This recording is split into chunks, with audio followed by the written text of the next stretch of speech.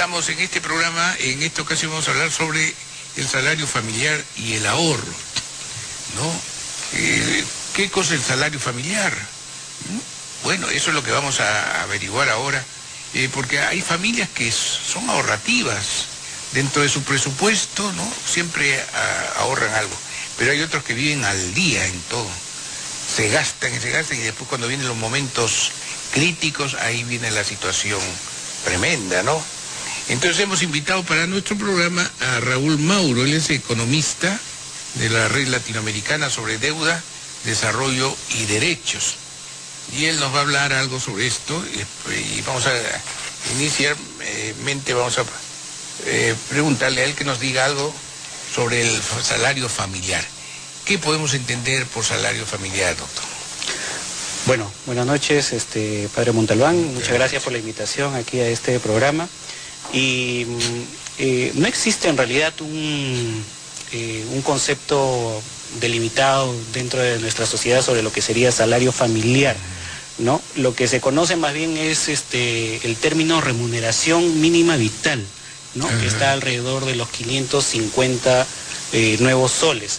Y también se conocen otros términos como por ejemplo lo que es la canasta básica de consumo, ¿no? De acuerdo con las cifras del INEI, esta más o menos está por alrededor de los 286 nuevos soles por persona para un mes, ¿no? Y entonces si nosotros queremos sacar cuál sería el presupuesto mínimo o el ingreso mínimo que debería tener o el salario mínimo de una familia, es el que resulta de tener, por ejemplo, una familia de 4 personas, podríamos decir, ¿no? Multiplicamos por estos 286 y tendríamos que más o menos sería un ingreso de 1.150 nuevos soles, ¿no? Entonces este sería, digamos, el ingreso mínimo con el cual una familia podría cubrir sus necesidades básicas, ¿no? Para 4 personas, ¿no? Para 4 personas. Y los esposos y un hijo o 2 hijos. Básicamente, ¿no? En el pasado el promedio, digamos, del número de personas que tenía una familia estaba alrededor de 5 personas. Pero con el paso del tiempo, que ahora las familias han incorporado, digamos, una mayor racionalidad para tener para poder incrementar el número de miembros del hogar, ¿no? El promedio se mantiene en alrededor de 4 personas, ¿no? Entonces, sobre todo para el caso de Lima Metropolitana. ¿El sueldo mínimo que hay actualmente cuánto es? Es el de 550 soles. ¿Pero funciona eso? Porque otras personas dicen que está en 400. No. Lo que pasa es que en nuestro país existe lo que se llama el problema del incumplimiento en el salario mínimo, ¿no? Entonces, no se les llega a pagar, digamos, a las personas al 100% de las que son obreras o que están formando parte de esta, que pueden percibir este salario, no se les cumple realmente con este tema, ¿no? Entonces hay un porcentaje de incumplimiento que más o menos ronda el 18, el 20%, ¿no? ¿Y por qué es ese incumplimiento? Básicamente... ¿Nadie controla eso? Sí hay un control, pero es un control que, digamos, es aleatorio, ¿no? O sea, al azar, los recursos que tiene el Ministerio de Trabajo para poder hacer esta supervisión son bastante limitados, ¿no es cierto? Y entonces no se puede asegurar a lo largo de un año que todas las empresas del país puedan ser visitadas, ¿no? Y entonces no se puede asegurar pues que en todos los lugares se cumpla con el pago de esta remuneración mínima, que es la justa, al menos en términos legales, para que puedan vivir al menos, ¿no? Los jóvenes, ¿no? Los jóvenes, las familias. Bueno, y después viene el problema del alza. Todos se quejan que han subido los alimentos, que todo está más caro, ¿no? Las personas las amas de casa van al mercado y dicen, uy, ya subió esto, subió lo otro. ¿Qué se puede hacer con eso? Bueno, es evidente que surge un malestar cuando los precios de los bienes básicos, básicamente los alimentarios, generan un malestar, pues, ¿no? En las amas de casa y en las familias, pues, porque inmediatamente la inflación lo que hace es penalizar o restringir la capacidad de consumo de las familias, ¿no? Lo hemos visto con mucha claridad hace poco cuando subió de manera bastante fuerte el precio del pollo, ¿no? Que es uno de los productos que se consume diariamente en los hogares del país. Y entonces inmediatamente que subió, pues hubo toda una preocupación, un revuelo, porque ¿y ahora qué comemos si es que el pollo es lo que es más accesible, ¿no? Entonces evidentemente la inflación de alimentos aqueja a las clases sociales más populares, ¿no? Y básicamente sucede eso porque la inflación no es percibida por todas las clases de la misma manera. Es decir, los ricos, como el consumo que ellos tienen en alimentos es bastante poco respecto a sus otros ingresos, ¿no es cierto? Y en cambio en las clases más populares o los más pobres es la mayor parte de su presupuesto. Claro. Entonces un aumento de un sol en un producto inmediatamente les afecta con mayor fuerza que para, digamos, alguien que tiene un mejor nivel de vida, ¿no? Eso. Entonces se ha calculado, por ejemplo, de que para el sector E, que es el más pobre, hasta la inflación lo siente hasta 6 veces más que lo que siente la clase más rica. ¿No? Entonces es evidente pues de dónde vienen los reclamos cuando hay una inflación promedio que se diluye, digamos, en las estadísticas nacionales, ¿no? Claro, la gente protesta, pero todos no protestan, porque hay otros que, como dice usted, están a otro nivel. Ajá. No sienten la caída tanto, ¿no? No, pues no, realmente es imperceptible, ¿no? Ahora, aquí, por ejemplo, otra pregunta que nos ha señalado sobre cómo o qué se puede hacer, qué puede hacer una persona que dirige la economía familiar, o sea, el padre o madre familia, ¿no? Frente cuando se disminuye el poder adquisitivo. Bueno, respecto a esta pregunta, uno tendría que establecer más o menos cuáles son los escenarios que tenemos para diferentes tipos de familia. Me refiero, en un primer caso tendríamos a los jefes de familia que son asalariados, ¿no es cierto? Este es el porcentaje mínimo de la población que está en edad de trabajar, que está ocupada, y ellos, ¿qué cosas pueden hacer? Por un lado se pueden tener la posibilidad de pedir un aumento de su ingreso a su empleador, pero nosotros sabemos bien de que, digamos, en una sociedad como la que tenemos actualmente, si una persona quiere pedir un aumento de ingreso, inmediatamente es despedida o vista mal, pues, ¿no? Y entonces, porque hay muchas personas que están buscando un empleo como ese y entonces fácilmente puede ser despedido, ¿no? Otra de las opciones que uno podría pensar es, bueno, entonces si no hago el reclamo de manera individual, tratar de hacerlo de repente a través de un sindicato. Pero el grado de sindicalización de los trabajadores que son asalariados es bastante bajo, no llega ni al 10%, ¿no? Y entonces tenemos que la mayor parte de la población que está asalariada no puede negociar un aumento de sus ingresos a través de un sindicato, ¿no? Entonces tenemos ese problema para ese sector, ¿no? ¿Qué opción puede haber si es que no puede, digamos, seguir esta ruta? Muchos lo que hacen, y que ya lo han hecho, digamos, a lo largo de los años que han comenzado desde los 90, es abrir un negocio en casa, ¿no? Entonces buscan que utilizar de repente un pequeño taller o abrir una tiendita, ¿no?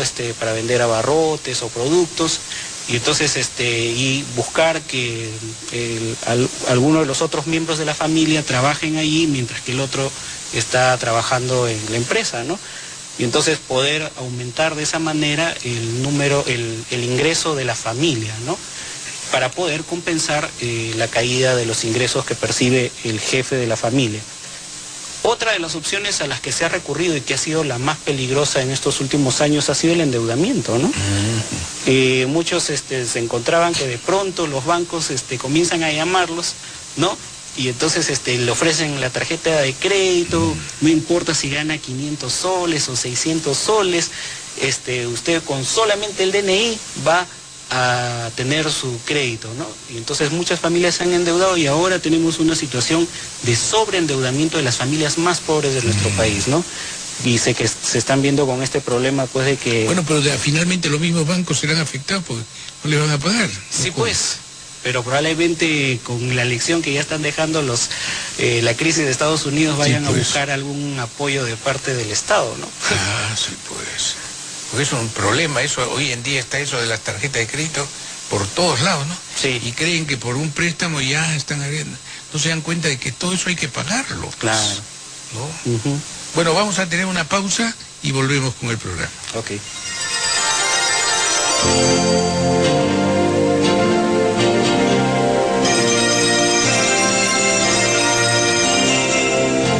Para tutelar esta relación entre familia y trabajo, un elemento importante que se ha de apreciar y salvaguardar es el salario familiar, es decir, un salario suficiente que permita mantener y vivir dignamente a la familia. Compendio de la Doctrina Social de la Iglesia, número 250.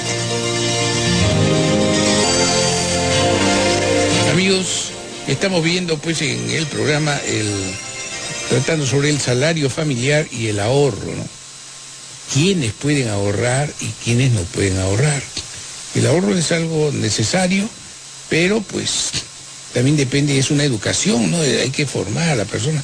Ahora, con toda la educación que tenga, si no hay ingresos, ¿qué ahorro se puede hacer, no?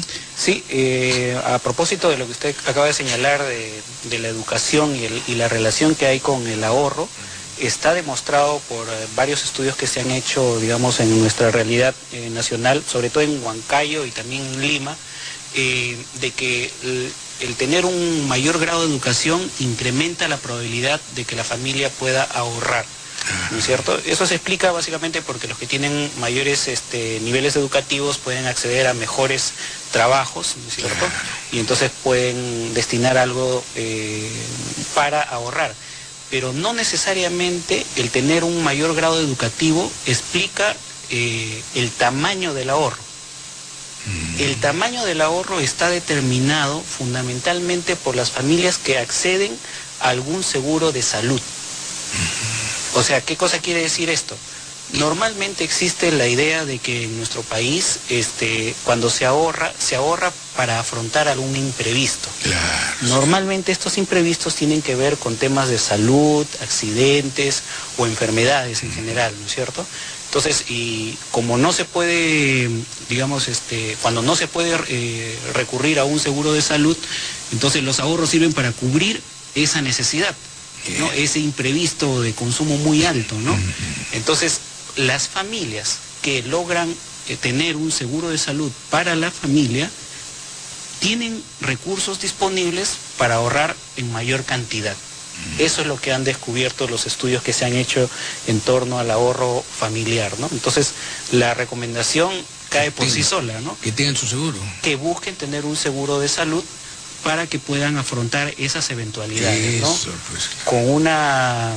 Con un clima que es tan cambiante, ¿no es cierto? Y acá en Lima, sobre todo, que también tenemos un clima que, como dicen algunos, que un poco que te toma del pelo, pues, porque muchos se pueden resfriar inmediatamente, hay muchas alergias, etcétera, etcétera, etcétera. Los costos que se incurre para poder sanar a los miembros de la familia son muy altos, ¿no? Entonces, la familia ahorra para protegerse en casos de enfermedad, pero cuando la familia logra obtener un seguro de salud, entonces tienen recursos disponibles para poder ahorrar más. Pero ya que estamos hablando de seguro de salud, ¿de qué se puede hacer en la situación por ejemplo, actualmente aquí en nuestra patria tenemos el seguro social, ¿no? El seguro social. Y hay mucha gente que no va a este seguro, bueno, generalmente se dan un poquito de nivel más alto, ¿no? Porque la humana está mal, entonces uno venga dentro de un mes, que el especialista lo puede hacer. Sí. Dentro de un mes ya se puede ver muerto los pacientes. Exactamente.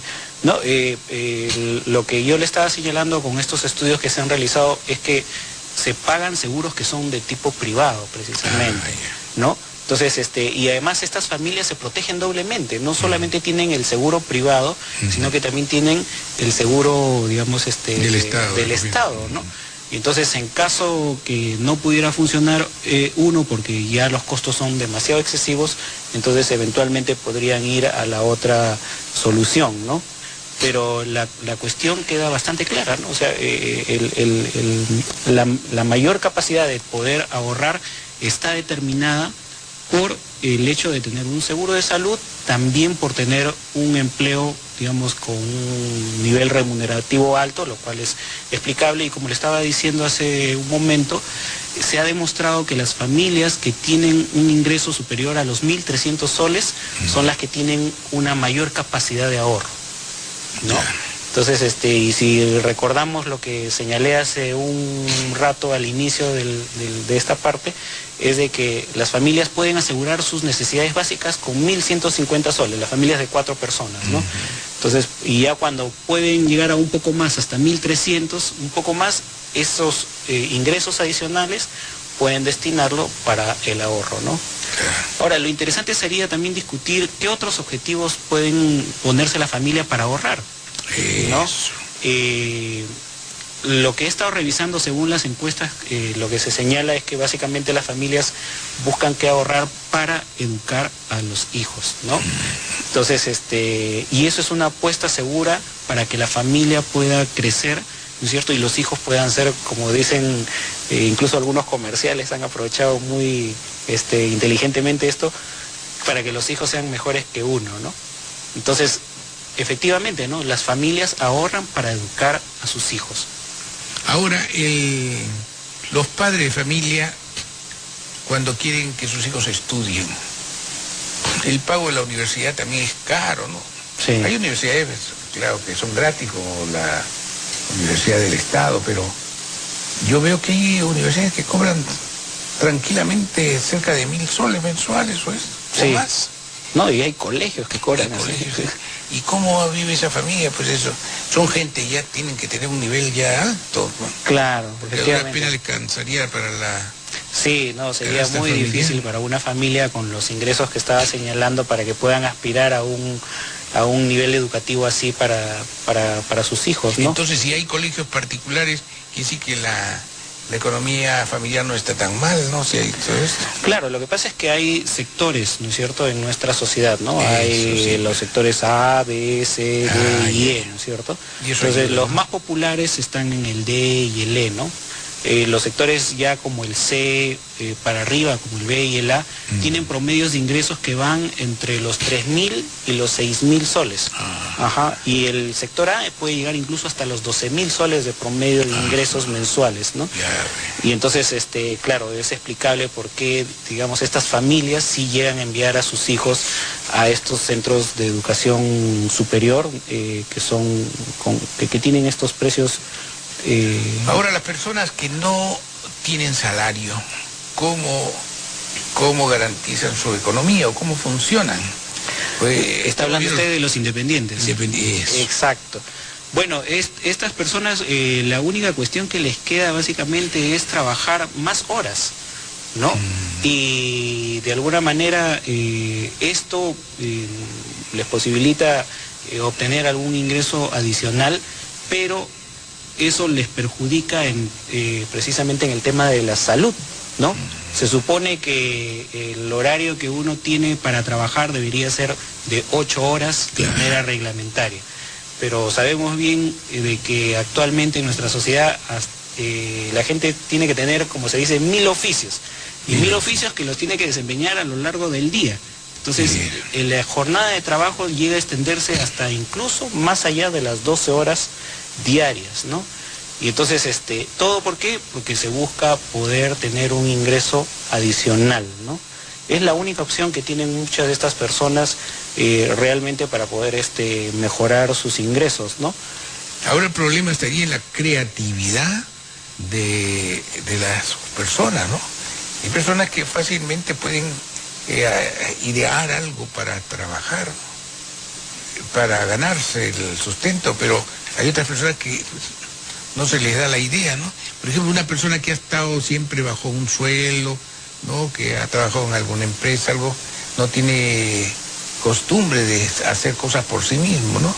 Sino de acuerdo al que trabaja en una empresa, al que trabaja en una fábrica, en un banco, y todo esto, ¿no? ¿Qué se les puede recomendar en caso de crisis? Bueno, cuando se han hecho estudios acerca de la capacidad innovadora que tienen los países, es decir, las personas que componen estos países, el Perú ha salido muy bien parado, se podría decir.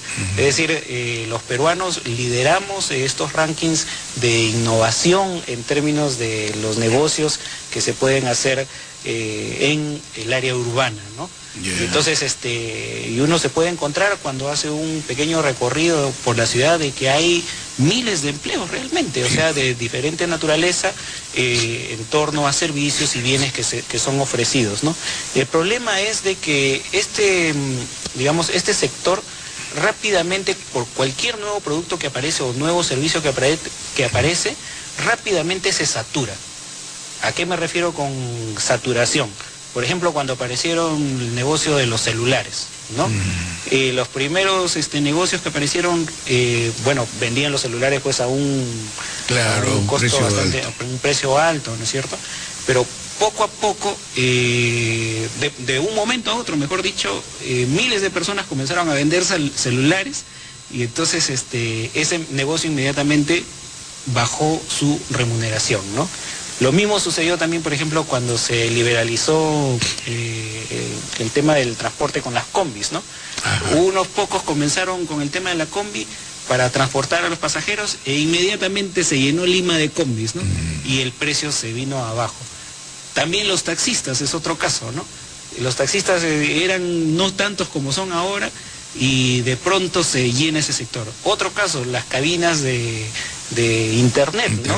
Entonces, rápidamente, por eso digo, se saturaron estos mercados y los precios de la remuneración que pueden obtener para las familias bajan, ¿no? Entonces, el Perú, y es un ejemplo en el tema de esto de las cabinas de internet, en ningún otro lugar de América Latina ha habido semejante despegue en torno a este servicio, ¿no? Por ejemplo, el fenómeno de Gamarra, ¿no? También. ¿Cómo se ha establecido eso? Claro, y eso ha sido producto de varios años de trabajo, de muchas familias que se han ido asentando en torno... Casi todos son provinciales. Exactamente, migrantes que han llegado a Lima y que se han alojado en ese sector, y ahora es un sector que cuando uno va a apreciar, digamos, las maquinarias que ellos tienen, son de punta. No tienen nada que envidiar, ¿no? a ningún otro país porque llegan incluso a producir para las grandes marcas internacionales. Tienen máquinas modernas. Exactamente. Muy bien. Bueno, ya nos están diciendo que el tiempo se nos acabó, así que en otra ocasión seguiremos tratando este tema que es tan interesante, ¿no? Especialmente pues con la cuestión económica, porque la gente muchas veces gasta su plata malamente, ¿no? Especialmente los jóvenes, ¿no? A veces no tienen ni para comer, pero están gastando en otras cosas, ¿no? Por ejemplo, lo que ha dicho usted de los celulares, estos celulares, todo el mundo tiene celular y cada vez más perfectos, ¿no? Y a veces no tiene ni para la comida del diario. Bueno, le agradecemos, doctor, su participación en nuestro programa. Estuvo con nosotros el doctor Raúl Mauro, que es economista de la Red Latinoamericana sobre Deuda, Desarrollo y Derechos. Muchas gracias, y a ustedes también, amigos, muchas gracias por su amable sintonía.